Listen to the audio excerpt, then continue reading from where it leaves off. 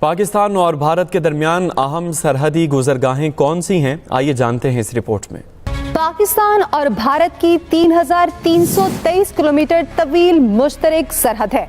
اس سخت پہرے والی سرحد پر کئی کراسنگ پوائنٹس موجود ہیں، بیشتر محدود تجارت اور سفر کے لیے بند ہے۔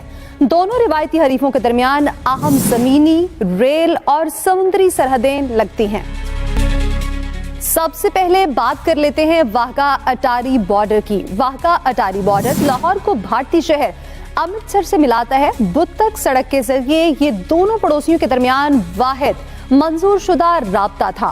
یہ کراسنگ پرچم اتارنے کی تقریب کے لیے بھی مشہور ہے۔ یہ سرحد پاکستان اور بھارت کے درمیان سامان کی ترسیل کے لیے ٹرمینل اور ریلوے اسٹیشن کے طور پر کام کرتی ہے۔ اس کے علاوہ افغان ٹرانزٹ ٹریڈ کے لیے بھی ایک اہم راستہ ہے۔ روزانہ سینکڑوں پاکستانی اور بھارتی اس سرحد سے سفر کرتے ہیں۔ 2019 تک یہ سرحد دونوں ممالک کے درمیان ایک اہم ریل لنک کے طور پر بھی کام کرتی رہی۔ سمجھوتا ایکسپریس بھارتی دارالحکومت دہلی سے اٹاری بارڈر تک اور پھر لاہور تک چلا کرتی تھی۔ یہ سروس اب بھی معطل ہے۔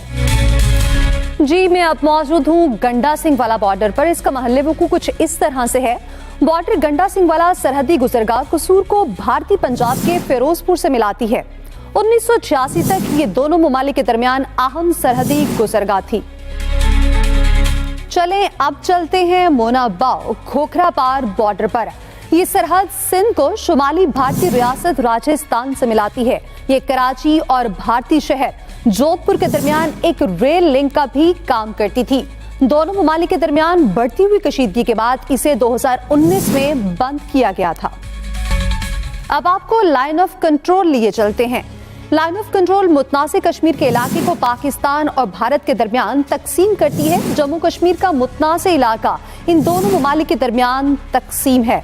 1947 میں آزادی کے بعد سے دونوں حریفوں کے درمیان جموں کشمیر کے معاملے پر 2 جنگیں ہو چکی ہیں۔ اب کچھ بات کر لیتے کرتارپور راہداری کی۔ کرتارپور راہداری ایک سرحدی گزرگاہ اور مذہبی اہمیت کے حامل راہداری ہے جو سکھوں کے 2 مقدس مقامات کرتارپور میں گردوارہ دربار صاحب کو بھارت کے گرداسپور میں گردوارہ ڈیرا بابا نانک سے جوڑتی ہے۔ کرتارپور راہداری کے ذریعے بھارت اور دیگر ممالک سے سکھ یاتری پاکستان میں اپنے مذہبی مقدس مقامات کی زیارت کے لیے آتے ہیں۔ اس راہداری کا افتتاح 9 نومبر 2019 کو سکھ مذہب کے بانی گرو نانک کی 550ویں سالگرہ کے موقع پر کیا گیا تھا۔ اور اب آپ کو سرکریک کھاڑی بارڈر کا بتاتے ہیں۔ سرکریک بھارت اور پاکستان کے درمیان ایک تنگ دلدلی علاقہ ہے۔ 96 کلومیٹر طویل یہ متنازع علاقہ بھارت کی ریاست گجرات اور سندھ کے واقع ہے۔ اس علاقے میں سمندری حدود کے تنازع پر مذاکرات اب تک بے نتیجہ رہے ہیں۔